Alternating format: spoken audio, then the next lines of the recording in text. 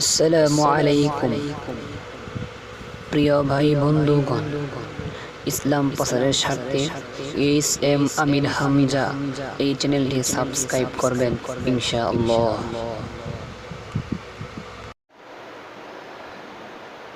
ومن يعمل مثقال ذرة شرا يره।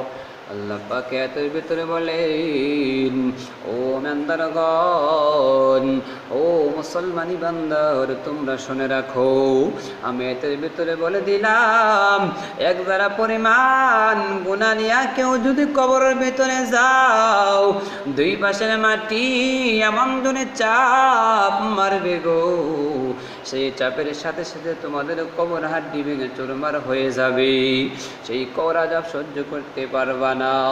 ও মুসলমানি বান্দার, আমার আল্লাহ পাক শুধু এখন এই ক্ষান্ত রাখে নাই, ডাকতে বলো, ও মুমিন, ও দুনিয়ার মানুষ, তোমরা মনে রাখো, গুনাহ নিয়া যদি কেউ কবরের ভিতরে যাও, একটা নয়, দুইটা নয়, 70টা থেকে 90টা পর্যন্ত সব তোমার কবরের ভিতরে রাখা হবে, একমাত্র তোমাকে দর্শন করার জন্য। ও মুসলমানি বান্দার, সেই সাপের কামড় খাইতে খাইতে তোমরা কবরের ভিতরে মৃত্যুবরণ করবে, আবার তোমাদেরকে জাগিয়ে তোলা হবে। ও মুসলমানি বান্দার, আবার তোমাদেরকে জাগিয়ে তুলে তোমাদেরকে আবার দর্শন করা হবে, এভাবে তোমাকে কবরের ভিতরে শাস্তি দেওয়া হবে। ও বাংলার মুসলমান, বিশ্বাস করো না বিদায় মাঝে মাঝে খবর পাওয়া যায় কবরের ভিতরে সাপ বের হয়েছে, মাঝে মাঝে খবর পাওয়া যায় কবরের ভিতরে আগুন বের হয়েছে, মাঝে মাঝে এমন খবর পাওয়া যায় 10 বছর 20 বছর হয়ে গেছে, এখন পর্যন্ত কবরের লাশ কোনো কিছু হয় নাই।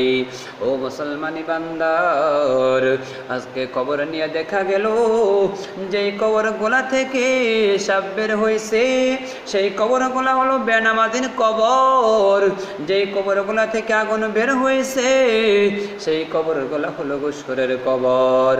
ও মুসলমানি বান্দার, আর যেই কবর গোলার লাশ 10 বছর 20 বছর হয়ে গেছে, এখন পর্যন্ত কোনো কিছু হয় নাই, সেই কবর গোলা লাশগুলা হলো নামাজিওয়ালার কবর। ও মুসলমানি বান্দার, এখনো তো সময় আছে, আল্লাহর দরবারে তওবা করিয়া জীবনের গুনাহগুলো মাফ করে নিষ্পাপ হয়ে যাও। কবি একটি কবিতার ভিতরে বলেন, আই ইলাহাল আলামিন আই বেনিয়াজ, दीन दुनिया में हमारे कर साज, हर घड़ी देने को तू तैयार है, जो न मांगे उससे तू बेजार है।